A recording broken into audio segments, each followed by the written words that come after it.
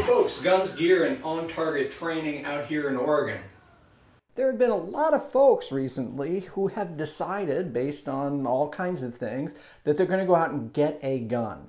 Whether it's a long gun, a shotgun, a handgun, they're going to go out and purchase a firearm. And that's great because they're exercising their Second Amendment rights. And one of the ways you keep your rights is to exercise them. So many of the folks who formerly were saying no one should have firearms, only the police should have them, have now come around and thought, well, maybe they might want to have a firearm for personal protection, home defense, defense of their family, right? Maybe they just decided now's the time to go out and be a target shooter. All good, all great stuff. So the first thing we need to talk about are the 4 rules of firearm safety. Rule number 1, know the condition of your firearm. Treat every gun as if it is loaded. So again, we need to assume the gun is loaded, and I'm going to treat it that way. Rule number 2, never point the muzzle, the business end part of any gun, at anything you are not prepared to destroy or buy.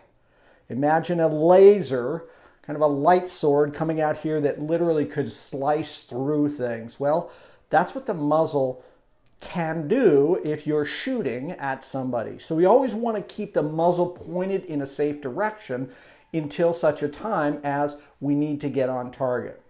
Rule number 3, finger off the trigger along the frame until I'm actually at target. On target, on trigger, off target, off trigger. Unloaded gun here. So once I'm actually out on point, I can get my finger, I can keep my finger there, go to work. As soon as I break from point, as soon as I come off the target, my finger needs to go straight. Rule number 4, know your target and what's beyond it. As responsible citizens, we're responsible for every single round that leaves this gun. So if you're in a self-defense situation and you're shooting and you're not hitting the threat, those rounds are going out and potentially could strike someone who's innocent. So you need to know your target and what's beyond it. The second part is know the manual of arms associated with whatever type of firearm you have. So what does the manual of arms mean? Well, it means the way the firearm operates.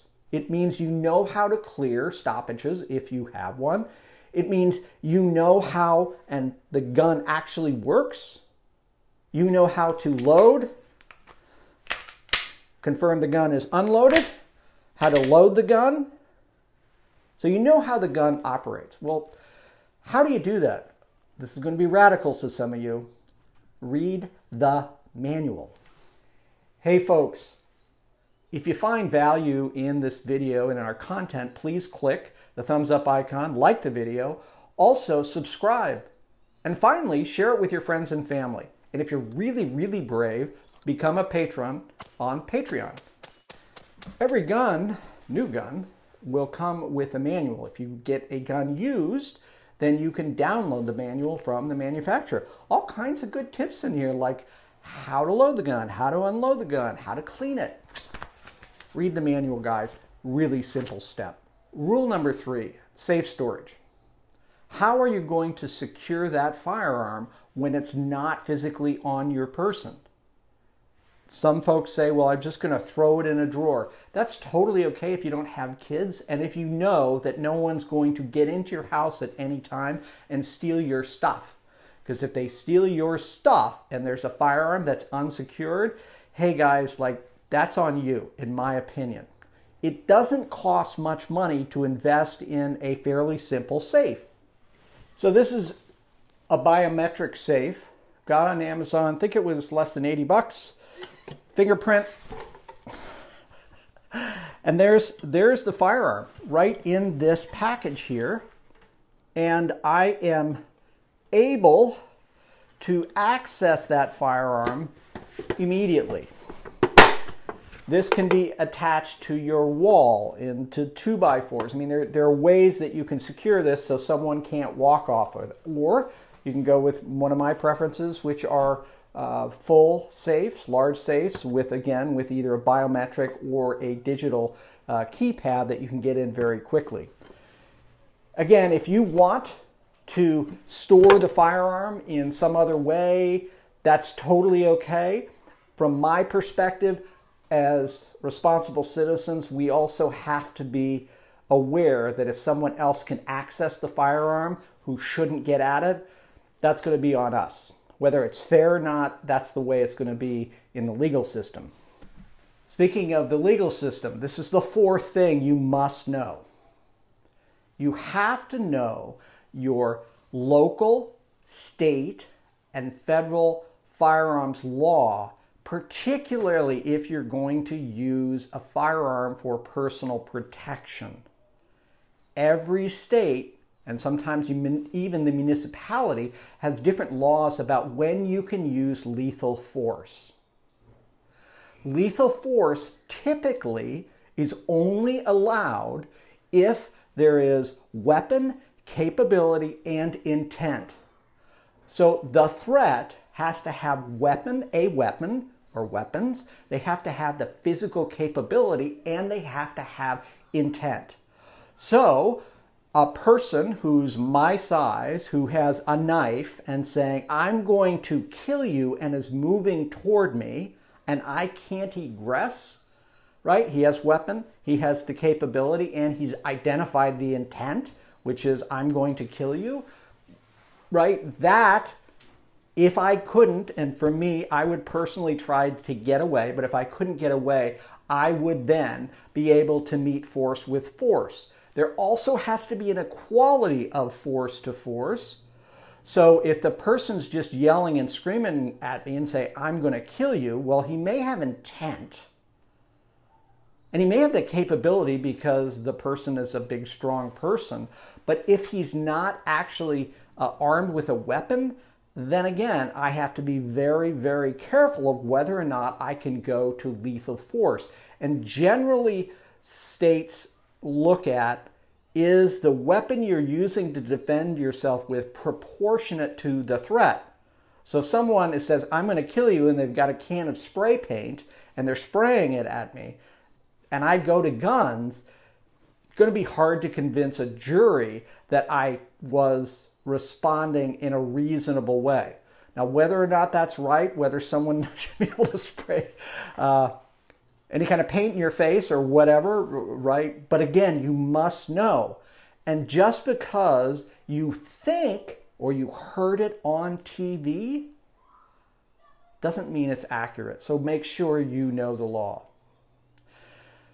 So the next thing that's just a bonus is to think about this. Anyone who does anything will tell you under stress they revert to their lowest level of training.